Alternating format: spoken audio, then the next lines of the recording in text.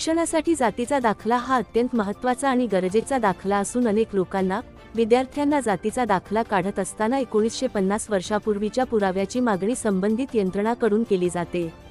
ज्यामध्ये अनेक ग्रामीण भाग असो वा शहरी भाग असो सध्याच्या घडीला 1950 वर्षापूर्वीचा पुरावा असणे व सादर करणे कठीणच आहे। त्यामुळे सदरील पुरावा नसल्यास जातीचा दाखला मिळणे म्हणजे फार मोठे अडचणीचे ठरत आहे, ज्यामुळे अनेक विद्यार्थ्यांना उच्च शिक्षणासाठी जातीच्या दाखल्याअभावी प्रवेश घेता येत नसल्याने विशेष करून मागासवर्गीय विद्यार्थ्यांनी उच्च शिक्षण घ्यायचं नाही का, अशा अनेक प्रश्न विद्यार्थ्यांना भेडसावत असून मोठ्या मानसिक त्रासाला व अडचणींना सामोरे जावे लागत आहे।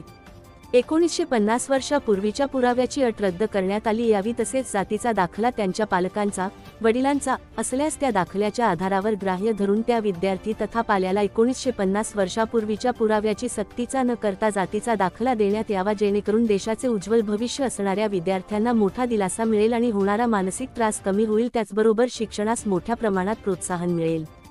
जिल्हाधिकारी साहेबांनी या प्रकरणी जातीने लक्ष घालून जातीच्या दाखल्याबाबतची 50 वर्षांपूर्वीच्या पुराव्याची अट रद्द करण्यात यावी अशा मागणीचे निवेदन पत्रकार सुरक्षा समिती वतीने सोलापूरचे जिल्हाधिकारी यांना भेटून दिले आहे।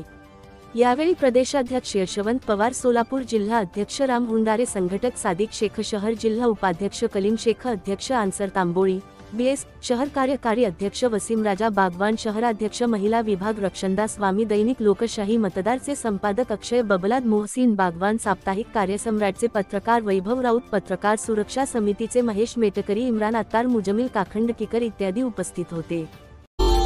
Subscribe now and press the bell icon. Never miss an update.